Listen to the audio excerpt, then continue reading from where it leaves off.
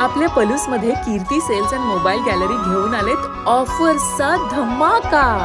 कोणत्याही कंपनीचा मोबाईल खरेदी करा आणि मिळवा आकर्षक गिफ्ट. शिवाय सर्व कंपन्यांचा फायनान्स व कॅशबॅक ऑफर.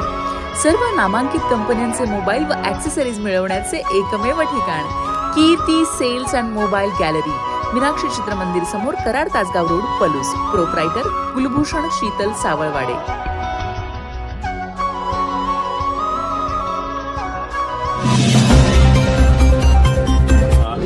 सांगली कृषी उत्पन्न बाजार समिती सांगलीच्या अमृत महोत्सवी वर्षात पदार्पण होण्यानिमित्त कार्यक्रम नुकताच पार पडला.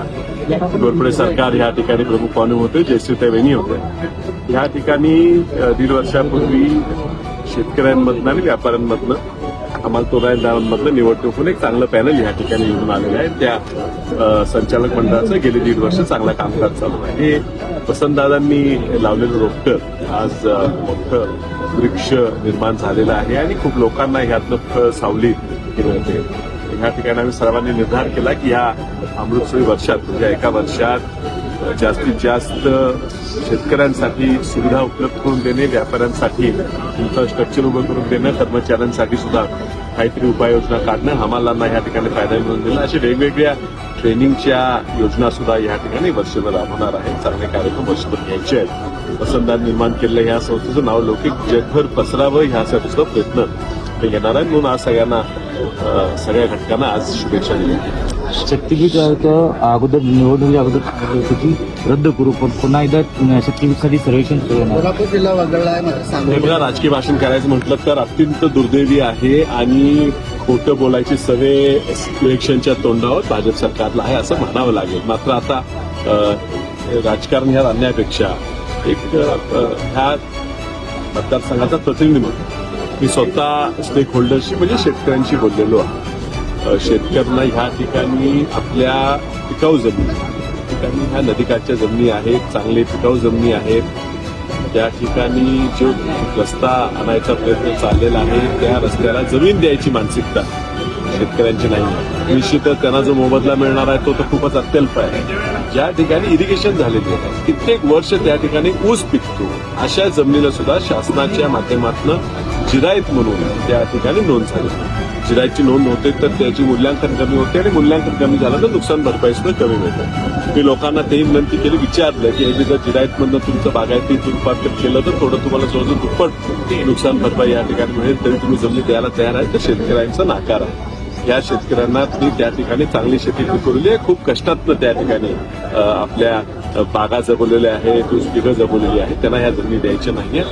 कोल्हापूर जिल्ह्याच्या आणि सांगलीच्या पश्चिम भागाचा एकंदरीत जनतेचा आणि ह्या ठिकाणी पिकांचा खूप साम्य आहे. कोल्हापूर वगळता तर सांगली वगळता आली पाहिजे.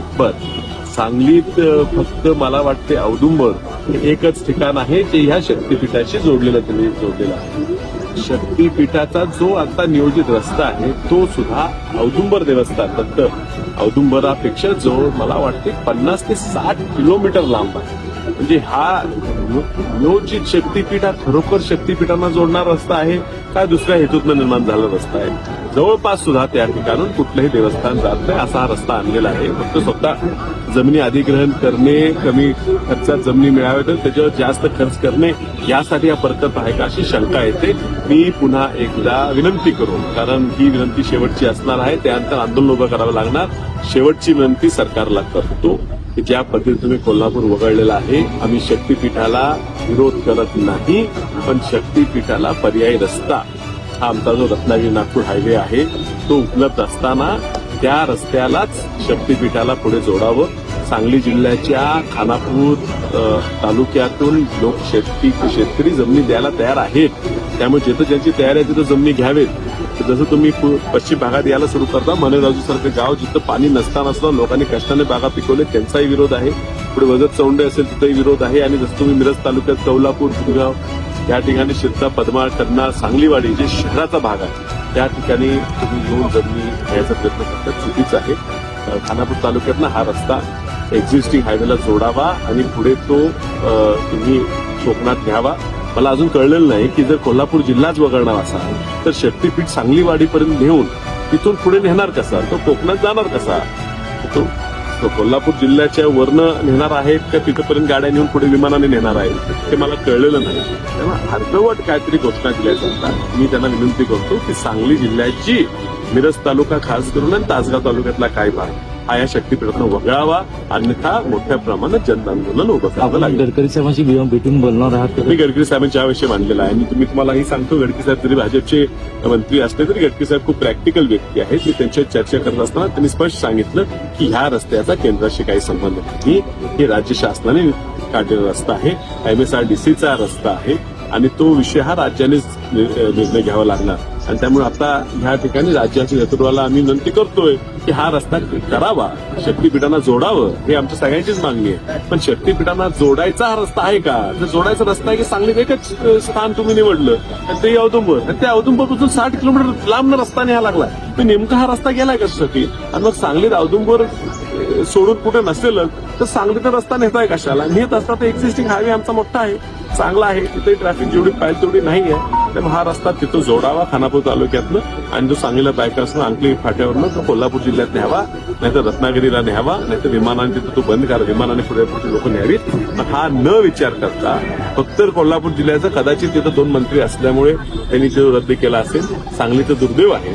एकतर ह्या ठिकाणी भाजपला एवढे 4 आमदार निवडून देऊन सुद्धा या ठिकाणी मंत्रीपद मिळत नाही, एवढे दिवस झाले अजून पालकमंत्री मिळत नाही, आणि ह्याचा सांगलीचा पण वाली या सरकारमध्ये राहिलेला नाहीये. आणि त्यामुळे कोल्हापूर वगळली पण सांगली वगळता येईना. स्वतः ह्या मतदारसंघातले भाजपचे आमदार सांगलीचे असतील, मिरजेचे असतील, त्यांच्या मतदारसंघातनं हा रस्ता येत असताना मतदारसंघातले 95% ह्या हायवेच्या असताना त्यांनी काही आवाज उठवत नाही.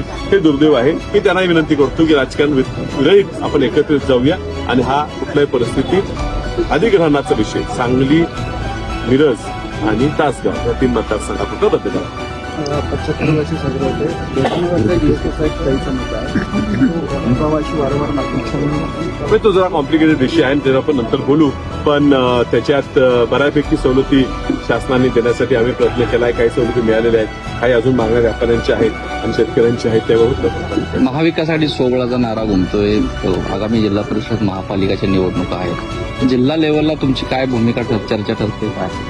बघा, नेतृत्व हे गावगावात निर्माण होत असते आणि गावागावात वेगवेगळ्या पक्षाचे विचाराची लोक असतात. काँग्रेस पक्षही प्रत्येक घराघरात गावगावापर्यंत पोहोचलेला आहे आणि म्हणून काँग्रेस सगळीकडे पसरलेली आहे आपण म्हणतो. आणि स्वाभाविक आहे की स्थानिक कार्यकर्त्याला वाटावं येणाऱ्या स्थानिक स्वराज्य संस्थेच्या निवडणुकीत आम्हाला लढायची संधी द्यावी. ज्या पक्षात आम्ही काम करतो त्या काँग्रेस पक्षाच्या चिन्हावर लढायची त्यांनी इच्छा व्यक्त केलेली आहे.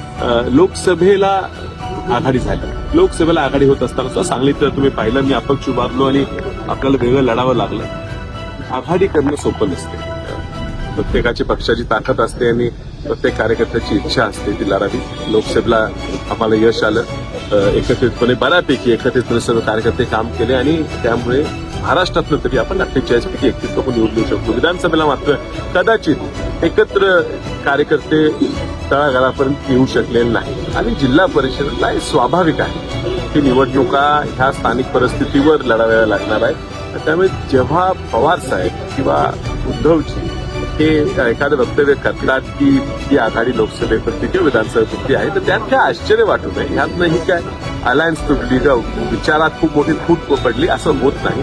मी केंद्रात लोकसभेत काम करतो. लोकसभेत शिवसेना उद्धवजी ठाकरेंचे लोक असतील, नाहीतर त्यांचं नेतृत्व करणारे अरविंद सावंत साहेब आहेत त्या ठिकाणी, अनिल देसाई साहेब आहेत आणि पवार साहेबांच्या पक्षाच्या सुप्रियाताई आहेत, अमोल कोल्हे, तेही त्या ठिकाणी काम करतात. तिथं काम करत असताना इंडिया अलायन्स हे मजबूत आहे, एकत्रित आहे, असंच काम होत असते.